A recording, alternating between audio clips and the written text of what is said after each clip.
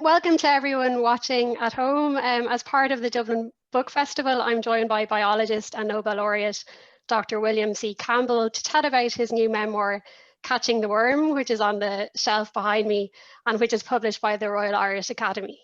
So Dr. Campbell, thank you very much for being part of the Dublin Book Festival. It's a pleasure to be here. Just to start, you're Ireland's only winner of the Nobel Prize in Physiology or Medicine. So we might just start with that. It was jointly awarded for your work around a novel therapy against infections caused by roundworms. So maybe you can just tell me a little bit about that work. About the work itself? Well, it was part of a long ongoing program for the discovery of new drugs against parasitic diseases. So I had been doing this for 30 years or so. So it was the sort of thing that we did. And we had learned the practical way of doing it, which is a very empirical, simple way. Instead of trying to create the drugs, we would try and find the drugs.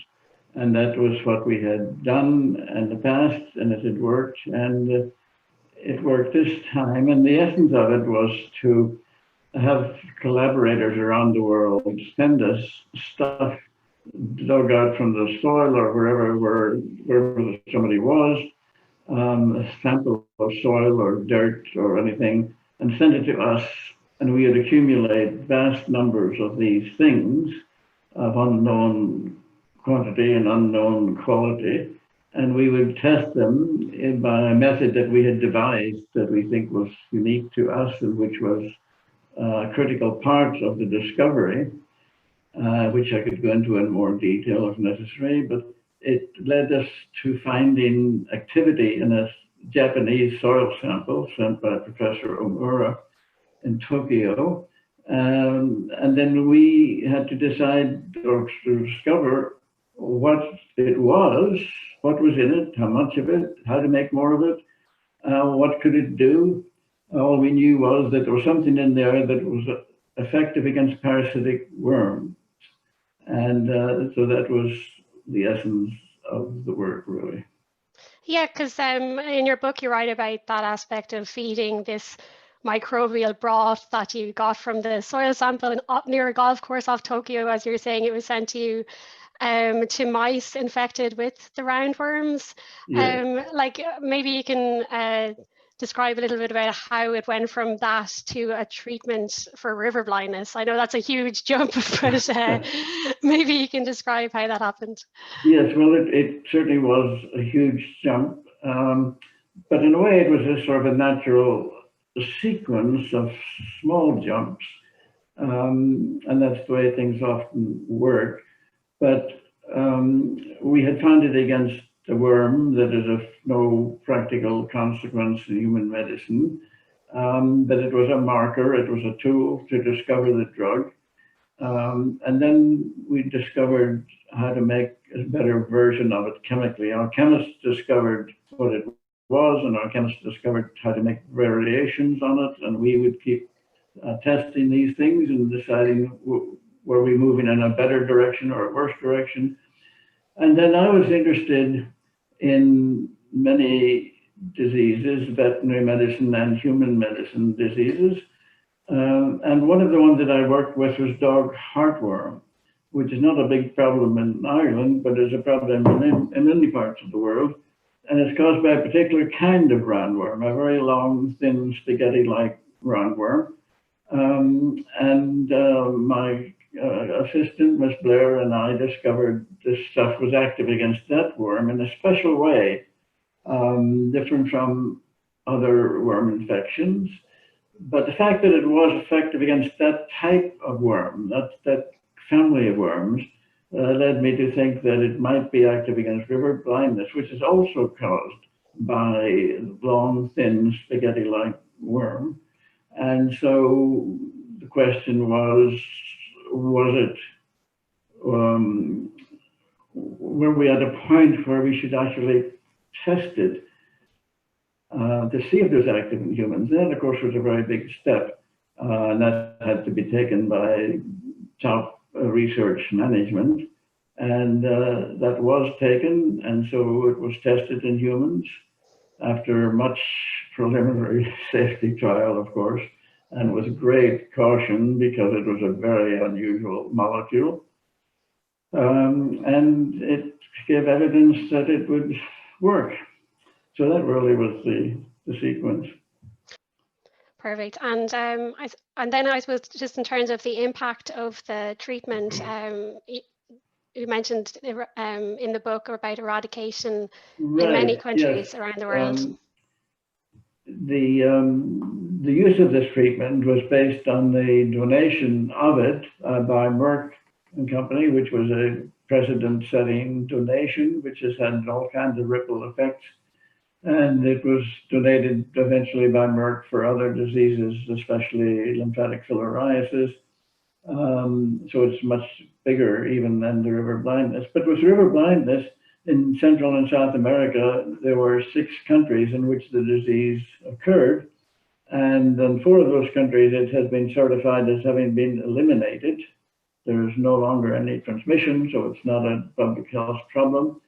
And then the other 2 countries is also essentially eliminated, but there are remote regions on the border between Venezuela and Brazil where there are isolated people living there where it still can exist. So it is almost eliminated, but not quite eliminated in those areas. And in Africa, there are large areas where it has been eliminated. Transmission has been stopped. Large areas of Nigeria, for example. And in some countries, such as Togo, it has in fact been eliminated there too. But even in countries where it's not technically certified as eliminated, it has been greatly reduced as a public health problem. And that has been very important because people who were blind would leave their hometowns. In fact, the whole villages would be abandoned because a lot of people would be blind in a particular town. And so they would leave the arable land and go into less fertile land. So there's a tragedy on many levels. And now they can go back to the fertile land along the rivers where the disease was transmitted by black flies. And so they can return to their more fertile lands now. And maybe, I suppose, for people not familiar with river blindness, you can give people an overview of why it is a significant disease to have a treatment for. Yes, well, one of the things that helped along the way was that I had always been interested in the human side of parasitology and had gone I'd gone on an Inter-American fellowship in tropical medicine in Latin America, South America, and Central America. And that was a great treat. And the company to apply for and accept. So I had sort of intimate contact, so to speak, by visiting hospitals and labs and learning about human parasitic diseases and which ones had a reasonably good treatment and which ones didn't have a good treatment. So I was very much attuned to that.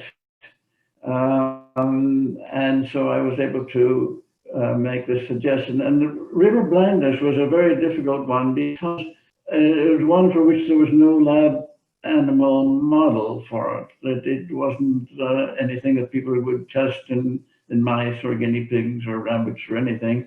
And we, in fact, along the way found that there was, in fact, an animal that was very susceptible, which is the ferret, which I worked on. And since then, other things have been found to do it as well. But it's difficult because the worm lives just under the skin and is somewhat protected by living under the skin. And it mates, it reproduces, and the offspring, the baby worms that are born under the skin get into the skin and migrate through the skin. And they're the ones, in fact, that cause the blindness. They cause skin disease and they cause blindness. And because it's in the skin, they're pretty hard to get to. You want to kill those because those are the most pathogenic form. Ideally, of course, you'd also like to kill the adult worms living in little capsules under the skin. But that's also very hard to do because they, again, have their own protective environment. And of course, they have their own defenses against human defenses, the immune system and so on. So each side, so to speak, the worm side and the human side has their own armaments and defense against armaments. All right, and you mentioned your trip to Venezuela there, which was about where you saw the treatment of creeping eruption, which is caused by hookworms. And I suppose from that you kind of like it's obvious that time, and you also visited Togo and Burkina Faso to observe river blindness. And I was just wondering, because you mentioned it's to have these reality checks as scientists. Like, how did those visits impact you as a scientist? Well, for one thing, they were great privileges. And the one to Central and South America was one that was run by Louisiana State University and had its origins in a China-American relationship years before, but it then had become based on Central and South America, and it was for physicians, and then they opened it up to researchers who were not necessarily physicians, but were academics, but not people who worked in industry. So which had never been given to anybody in industry. And I certainly expressed an interest in doing it. And Professor Harold Brown at Columbia University took up the cudgels on my behalf. I think the feeling was that, you know, if pharmaceutical companies wanted to send a researcher to the tropics, heaven knows they have the money to do it, let them do it.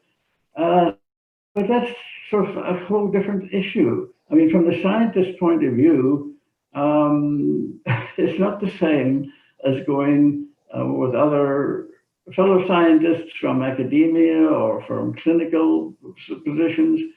And so Harold Brown argued on my behalf, and they relented. And so they awarded one of these fellowships to me. And I mean, the thing was that we were actually there to learn, to observe. We were not there to instruct. And of course, that's a great help. I mean, often when our colleagues go to other places, there's a temptation to go and tell people things. Well, we were there to learn things. And then actually, as it turned out, it worked both ways because we got to know each other and we were actually able to tell some things and they were able to tell us some things. And so it was just a great, as you said, a reality check. And that was true very much later on when it came to river blindness. And in the meantime, I had been in Australia again seconded by Merck, actually, to head a Merck lab in Australia. So I'd had experience there on the veterinary side. And then in connection with river blindness, when I was in West Africa, that again was just a fantastic experience because I knew this drug, you know, as a little oily substance in a test tube. And then there's various formulations dissolved in various things and made in different formulations. But still, it was something in a lab. It was a substance. It wasn't a medicine, it was a substance. And then to go there, which I did, and see people actually being treated with this and see the kids lined up under a big tree, for example, in a schoolyard, all getting their medicine and to see their excitement. It was made the whole thing awe-inspiring because it was awesome in the best old-fashioned sense of the word, not the popular sense, but it was awesome. And to think that this stuff now was transmuted from being a research substance into being a medicine. And I suppose that helped. the eagerness of it with which it was accepted, and having village chiefs take it themselves to set a good example and so on. Yeah, no, I was just saying there, sorry for interrupting, that the reason that was able to happen was also because Merck decided to donate the drug, so it was able, and obviously there was a huge collaboration involved in that as well. But I suppose as a result of that, maybe you can just tell us what happened, like in terms of eradication of it in parts of the world, and just the impact that has had. Well, yes, that was a decision that made a difference, and that still makes a difference. It set an example, wasn't always an example that people wanted to hear, but it turns out to be a very good example, and there are many good. In this case, that was new to give a commitment, which this was, to provide the drug free of cost for all people who needed it for the treatment of river blindness for as long as it was needed. Later on, that was extended much further to cover other diseases, particularly lymphatic filariasis, which have even bigger numbers in terms of the millions of people who need it. So that donation, which was very big in itself to begin with, turned out in the long run to be vastly greater even than had been the situation at the beginning. But the consequences are so rewarding. In Central and South America, there were 6 countries where river blindness was endemic, and 4 of those have been certified as having the disease river blindness eliminated. There is no more transmission of the disease.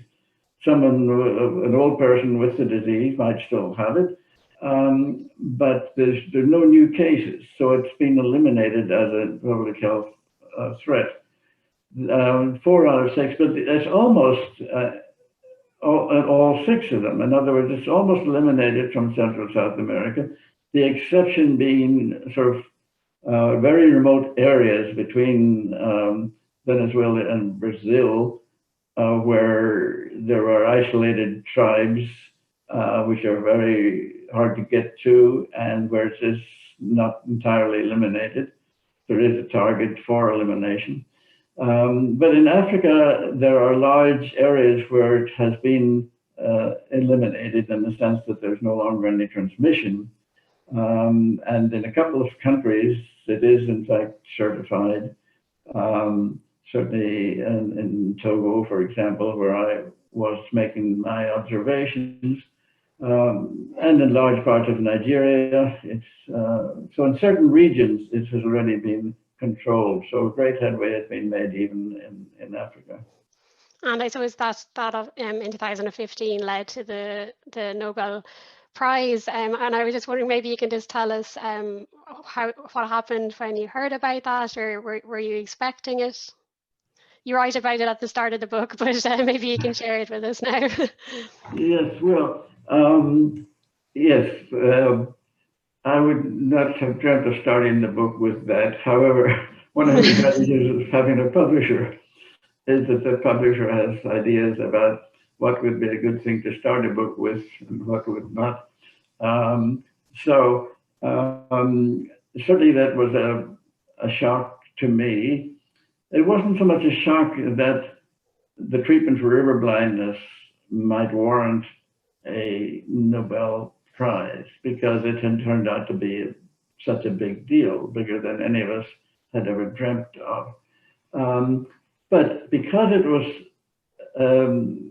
a big deal, and because it was a big deal by virtue of many people working on it.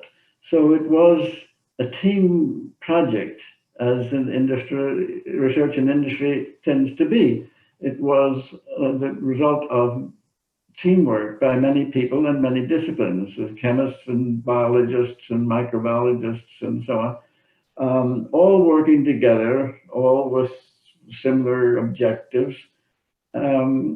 And therefore, it didn't seem that it would qualify for a Nobel Prize, because a Nobel Prize in the sciences or in medicine is not generally given to more than 3 people.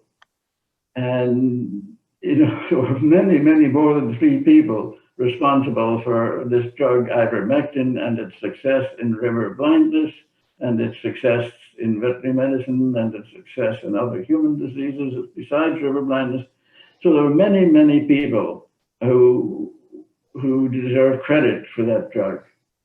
And it just seemed obvious that it couldn't be a Nobel Prize, because unless it's a peace prize given by different groups of, through a different system, through the Norwegian rather than Swedish auspices. So that was dismissed from our thinking. We didn't think it was possible because of that, and that was fine, and that was the way it should be. I mean, none of us, I don't think any of us ever talked about it or mentioned it. It was, I think, our thinking would have been the same. But it was not discussed, and nobody felt it should be anything else, and that's still the way I look at it. So the result is that when I got it with Professor Omura and shared the prize also with Professor Yu from China for unrelated work, it was exciting, but also it was sad for me and actually embarrassing for me, because I was instantly aware of the intrinsic unfairness of the fact that it could not be shared among all of the contributors. Yeah. And do you think part of that might have been having grown up in Ireland? That shareness, I don't know if it's related to having grown up in Ireland. I think it's, I think anybody who's worked on a team develops a team loyalty. And I think this is universal. Team loyalty is part of being a team. And just going back to, we mentioned Ireland there, so going back to where it all started, you grew up in a small town in Donegal, and not only did your father run a shop, but he also electrified the town you grew up in. And I was just wondering if maybe you can talk about your childhood growing up in Donegal. That's a big thing to talk about, because my childhood, of course, lasted a number of years. But it was a wonderful childhood, and I look back on it with great memories. You mentioned that my father electrified the town, and that, I don't know if people will understand, should be taken literally, in that he brought electricity to the town and installed electric lighting in the town, and charged people for it, and that lasted for decades until eventually the Rural Electrification Scheme of the ESB, the Electricity Supply Board, bought him out. So that was part of my childhood, in that when I was very young, there was this huge engine out back of our house in its own little building, a huge steam engine. And when we were in bed at night, we would hear this engine being started, and it made this like a train sound, and it would build up I had a steam or whatever it was doing. I don't know what it was doing. And then it would subside again and build up again. It would do three things of warm up.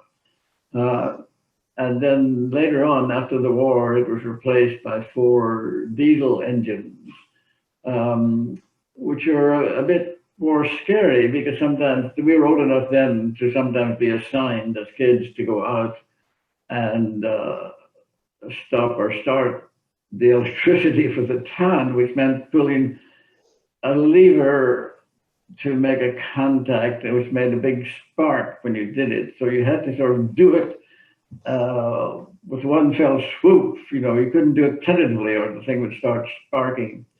And that was sort of a bit scary. But the old steam engine, we didn't have to do anything like that. But that was certainly a part of the background, because my father used to, during the war, there wasn't enough gasoline. No, a lot of diesel oil, I guess. That must have been after the war. I don't understand. I just have to think about that because I can't go back and reconstruct what it was. But certainly, he used to shut off the lights late at night.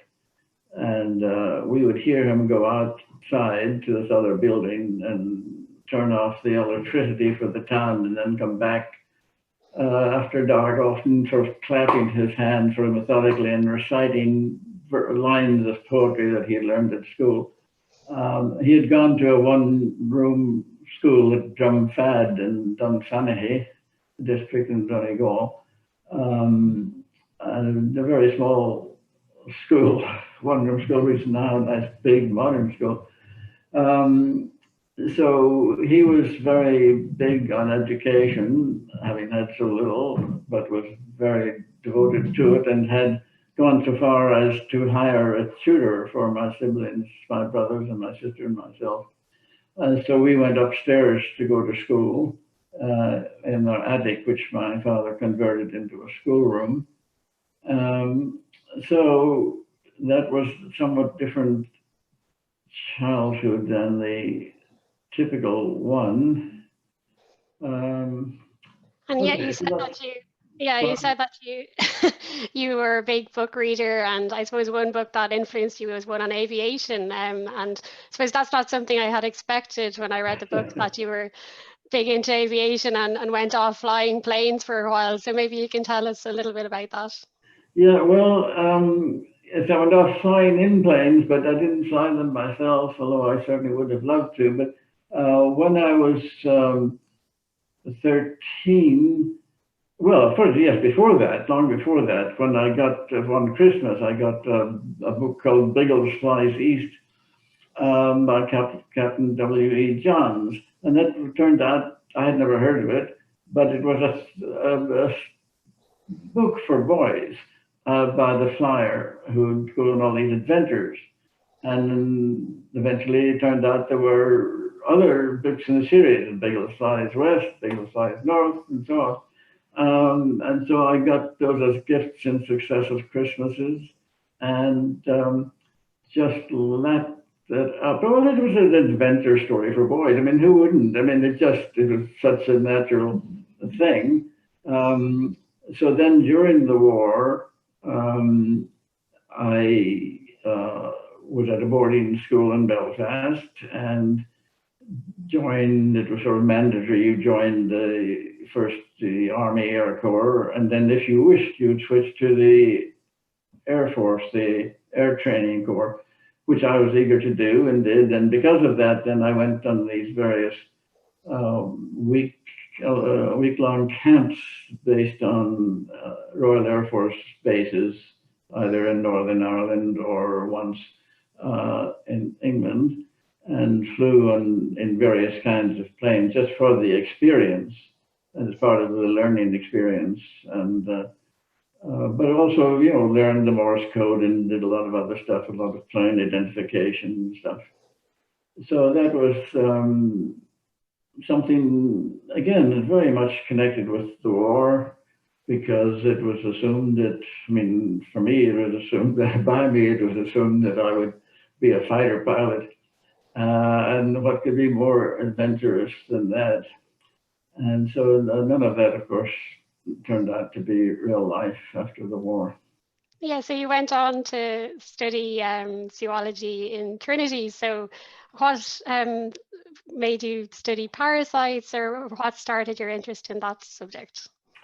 Well, that I can pinpoint pretty clearly, because when I was at boarding school in Belfast at Campbell College, we had a school outing once to an agricultural fair, about which I remember nothing except one very specific thing, which was a little exhibit by ICI, a chemical company, who were advertising their treatment for liver fluke in sheep and cattle. And they had a brochure because they had this drug. And I somehow was fascinated by that. I had never heard that sheep and cattle had worm parasites in them. I don't know why it interested me, but I just remember because I remember nothing else. And I remember having this leaflet, which I cherished for years. I don't know what happened to it in the end, but for years I had this leaflet about this drug. And then when I went to college and started studying zoology, it happened that there was a professor who was a parasitologist, Professor Desmond Smith, J.D. Smith, went on to become a very distinguished parasitologist in various parts of the world as he advanced in his career. But he was early in his career and very enthusiastic about parasites, and I was immediately enthusiastic about parasites. So we really hit it off. And that was really the beginning, in that it was a crystallization of some pre-existing, perhaps inherent interest in parasitic worms. I don't know. I can't imagine I was born with that interest, but I also can't imagine any time when I was not interested in them. Perfect. And how did you find your time in Trinity? You described many places like living in Botany Bay and the GMB and joining the Phil. So if anyone watching went to Trinity, they'd be very familiar with those names. But maybe you can tell us about maybe a story from Trinity back when you were there. Yeah, well, I was extremely lucky. Well, I have been extremely lucky all my life, actually. But at Trinity, I had gone there and got rooms in the suburbs of Dublin, as one did, through college contacts. And I was there, I'd been there maybe a week at most. And my older brother, one of my older brothers, Lexi, was at Trinity. And he heard, just by chance, I guess, of a student who had rooms in Botany Bay and who it was normally for two students, and he was down for some reason. One student had left or graduated or whatever. And so he had these rooms and was looking for somebody to share the set of rooms with him. And so my brother told me about this. And so I went to visit this guy, Jeffrey Stockett from Sligo. And we sort of seemed to hit it off. He invited me to join him. And so I moved in. And so from then on, I was living on campus all 4 years of my Trinity experience. And later, I moved into New Square with two friends, and Ronnie Hendley and Lawrence Threadgold.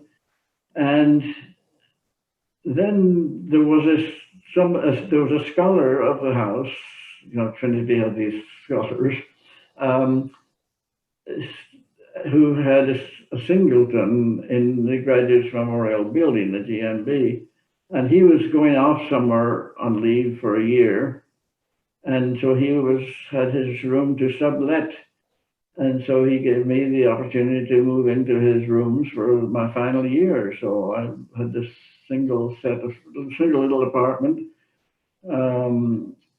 in the GMB for the last year.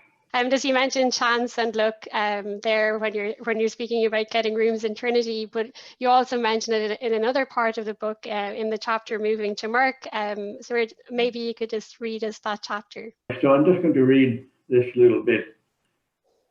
It has always been amazing to me how the really big decisions in life are brought about by chance. My going to the United States was entirely because Professor Todd in Wisconsin wrote to Professor Smith at Trinity. That was for graduate work at Wisconsin with no intention of staying. Then at the end of graduate school, when I was finishing my PhD, I was applying to colleges, assuming I would stay in an academic career. Out of the blue, Professor Todd got a letter from Dr. Cutler at Merck and Company asking if he had anyone finishing that he would recommend. So Todd, who was unusual in being a very pro-industry professor, suggested me and told me I should go and interview. I consulted a map and saw that Merck was located in New Jersey amid a big mass of yellow spots. It looked like it was a totally built-up area. This was not appealing to me, and industry was certainly not appealing. But Todd said, go and talk to them, convincing me by mentioning that I could visit nearby New York City again while I was there. So I went, and I did go to New York. I went to Broadway, and for $8, I saw Charles Laughton starring in George Bernard Shaw's Major Barbara. I sat in an excellent seat just a few rows from the stage. Already, the journey had not been wasted. But then it got even better. I discovered when I actually went to Merck to see Dr. Cutler and his department of parasitology that it was very, very impressive. My outlook started to change. I went to one of my professors at Wisconsin and asked his advice. If I were to do this industry research for a year, would I be so tainted that I could not get back into academia? He said, no, don't worry about that. So I thought I'd give it a try for a year. In March 1957, I started my first job as a professional scientist, employed at the Merck Institute for Therapeutic Research. I quickly discovered it was vastly superior to anything I had anticipated. I learned more and I learned faster than I did in graduate school, which is not to put down graduate school. It is, after all, a different environment entirely. It was so exciting to be in research at Merck, where everybody was committed and working toward related goals. And it was a very enjoyable condition in terms of being able to do things that had defined objectives, but also being able to follow ideas that just occurred to you in research and have the funding available to explore them. I was extremely lucky too. Not all companies are the same, and not every company is the same from one time to another, from one division to another, or from one department head to another.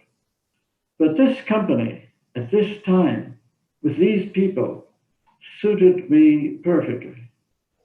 And I didn't quit after trying it out for a year.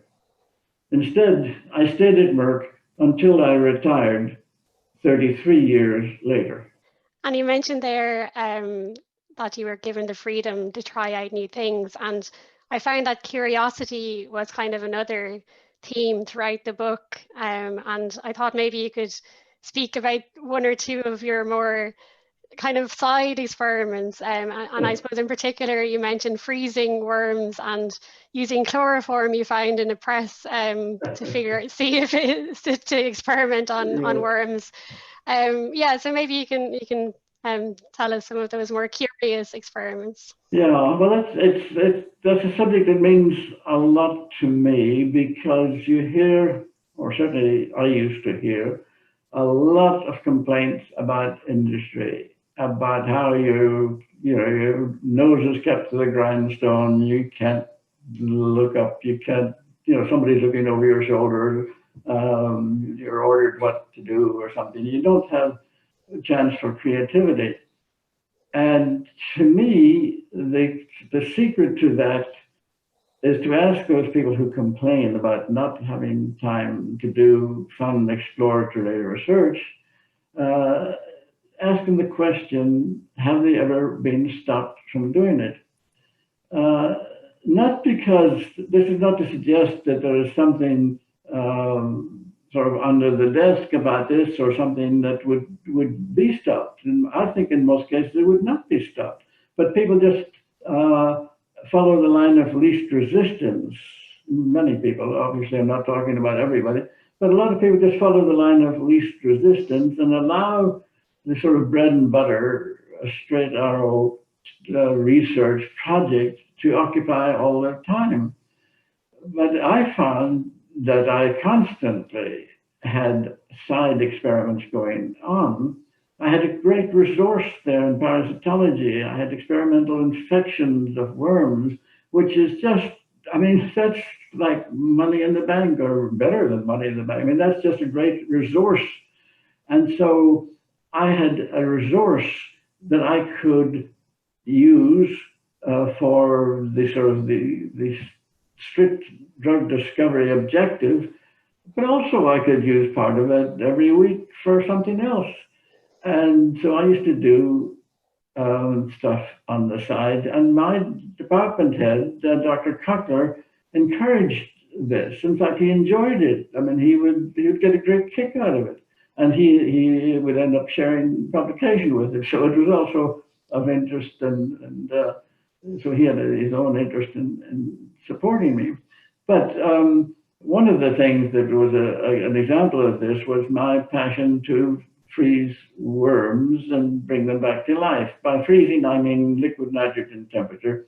This is cryopreservation. This is the way people freeze red blood cells, they freeze spermatozoa, they freeze single-cell parasites, and so on. But multicellular animals had not been frozen at all. And I had heard a lecture about a team that tried to freeze a guinea pig and bring it back to life, and it was a brilliant lecture. With a total disaster at the end. I mean, there was no way that guinea pig was going to be brought back to life. But it seemed to me that that was not the place to start, that worms are multicellular, but there's nothing like a mammal. Now, goodness, a worm is complicated enough, but it's not nearly as complicated as that, as a mammal. So I thought I would try, and I did try many different kinds of worms, and with complete failure, but I kept trying different methods, because there are things you can add to help single cells survive freezing, and they didn't seem to make any difference. Everything failed until I got one worm from my colleague, Dr. Egerton, and got its immature stages and worked with that. And I found that instead of being 100% of them dead, there was maybe 99.999% of them dead. In other words, you still got them essentially all dead. But the important thing was that there were one or two that actually moved slightly, very, very slightly. And so it turned out that those were larvae that had shed their outer covering. They have an exterior covering normally to help them survive when they're outside the animal. Anyway, it turned out that that was the secret, that you had sort of opposite of what one would expect. In the end, it turned out that if you removed their outer coats, you could freeze them. If they had their coats left on, they would not survive. So that turned out, I did that entirely out of curiosity and a desire to be the first person to freeze a multicellular animal. I mean, let's face it, I wanted to do it. Not because of science or not because of being useful, but just I wanted to be the one who did that. So it turned out actually to be very useful. And in big veterinary research labs where they work on parasitic worms, it only works for certain kinds of parasitic worms. But if you work on that kind of parasitic worm, it's just so easy. And so now they're in those big veterinary research places, you often find not just a blood bank and a sperm bank, but a worm bank.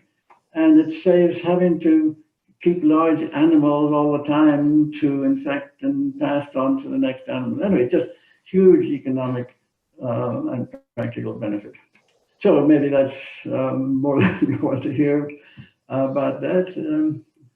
Perfect. And I suppose then one of my favorite lines in the book is when you write, I don't want to escape from my parasites. I want to bring them with me into the pictures I paint, into the poems I write. And you include some of your paintings of the parasites in the book, some of which are like still lives. One of them is called Tapeworms in a Glass Vase. And I was just wondering, maybe, I suppose, finally, just to end on this, you could tell me about your creativity and the link between science and creativity and why you like to paint parasites. Well, yes, I can't imagine anybody not wanting to paint parasites because they are so fascinating.